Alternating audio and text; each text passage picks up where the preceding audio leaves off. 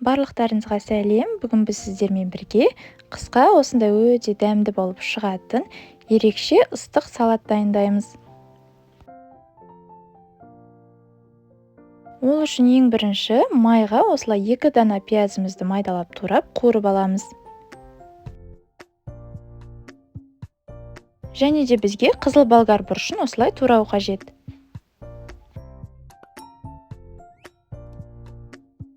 Пиязымыз алтын түстес болып қуырылып бастағанда біздің бұрышымызды қосып 5 минутта осылай қуырып аламыз. Одан соң үккіштен өткізілген сәбізімізді де қосып, оны да 5 минут қуырып аламыз.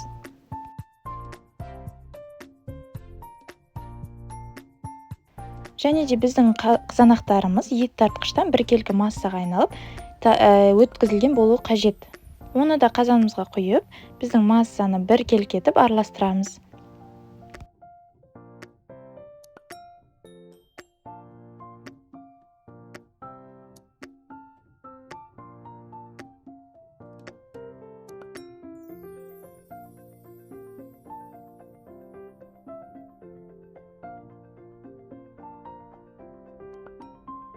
Және де 2 ас қасық толтырып тұз қосамыз.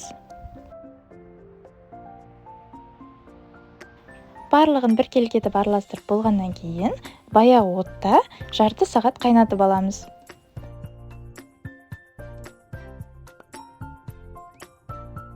Біздің салатымыз осындай аппетитный болып қайнайды, өте керемет иісте және де әдемі болып қайнап шығады.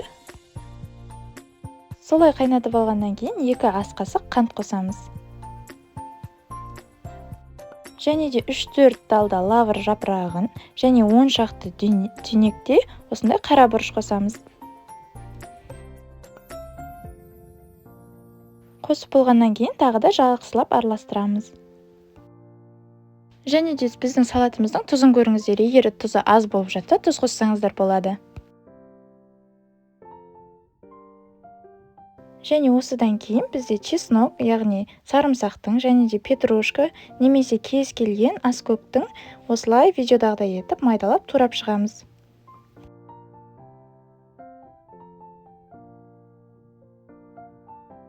Одан соң оларды да осылай қосып жіберіп, жақсылап біркелкі етіп араластырамыз.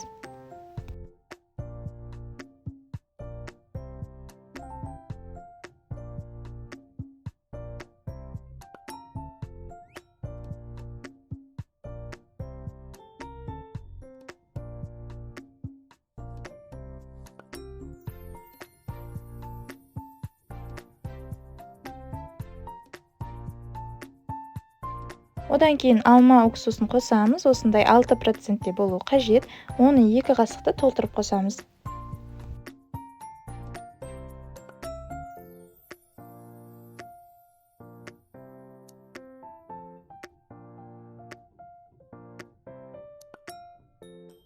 Уксусты қосқаннан кейін 15 минут тағы да баяу отта қайнатып аламыз.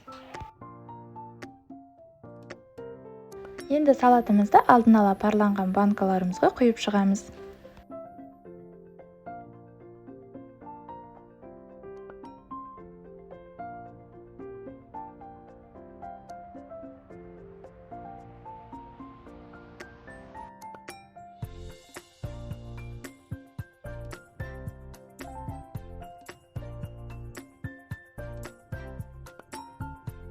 Және де қақпақтарында ыстық суда 5 минутта қайнатып аламыз.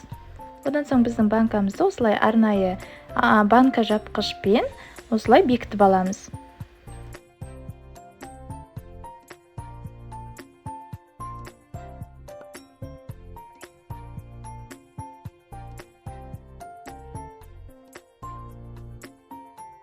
Сонымен бізде өте ерекше дәмі тіл үйіретін салатымыз дайын.